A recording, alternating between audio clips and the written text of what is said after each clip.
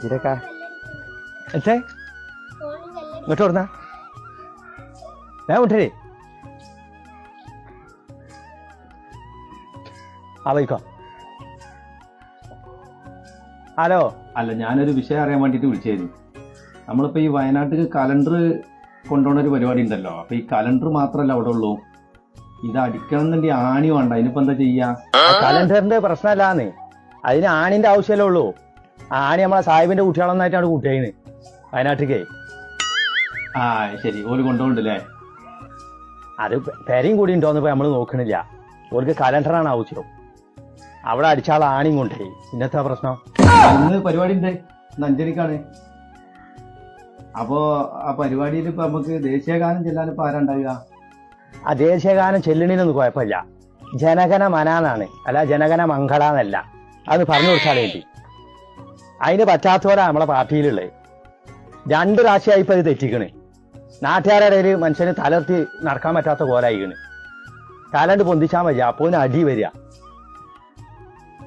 അത് ശരിക്കും പറഞ്ഞു കൊടുത്താൽ അവർക്ക് ജനഗണ എങ്ങനെയാണ് ചെല്ലല് എന്നുള്ളത്. ദേശീയഗാനം പോലും പഠിച്ചില്ല ഇവിടെ ഒന്നും. എന്നിട്ട് വലിയൊരു വീഡിയോസും വെച്ചാണ് അതിന് മുന്നിൽ നിന്നാണ് ഇങ്ങനെ കളകള പറയാ. മനുഷ്യൻ എത്ര നാണക്കേടുണ്ട് ഇതില്. അതിന്റെ ഇടയ്ക്ക് ഇപ്പൊ നേരെ വിളിച്ചപ്പോ നേതാവിന്റെ വേറൊരു സാധനം വന്നിന്. ആ കർണാടകയില് പെര ഇത് പൊളിച്ചിട്ടില്ലേ, അതിനിപ്പോ നമ്മളെ നേതാവ് പത്ത പറഞ്ഞേ UP-യിൽ നടന്ന മാതിരിയല്ല ഇവിടെ നടന്നത്. UP-യിൽ JCB ആണല്ലോ, ഇവിടെ ഫുൾ ടൗസർ ആണല്ലോ. ഇജാതി പൊട്ടത്തര ആൾക്കാരെ മുന്നിൽ വളർത്തല്. ആൾക്കാർ നമ്മളെ പറ്റിയതാ വിചാരിച്ചാന്ന്. 10 കൊല്ലം എങ്ങനായാലും ഇങ്ങനെ ആയി. അടുത്ത തവണെങ്കിലും അധികാരം കിട്ടണ്ട നമുക്ക്. ഇവര് ഈ നേതാക്കന്മാർ ഇക്കളി കഴിച്ചാല് ഇത്തവണ നമുക്ക് കിട്ടുമോ? അത് പറഞ്ഞ് മനസ്സിലാക്കി കൊടുക്ക്. അപ്പൊ ദേശീയഗാനത്തിന്റെ കാര്യം മറക്കണ്ട.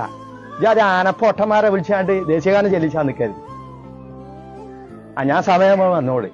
പിന്നെ നമ്മളെ നേതാവിനോട് പറഞ്ഞു കൊടുത്താൽ വേണ്ടിട്ടോ ഈ കർണാടകയിലെ കാര്യം അറിയാത്ത ഇങ്ങനെ വിളിച്ചു വരണ്ടാന്ന്. മനസ്സിലായില്ല എനിക്ക്? എന്നാ വെച്ചാളാ.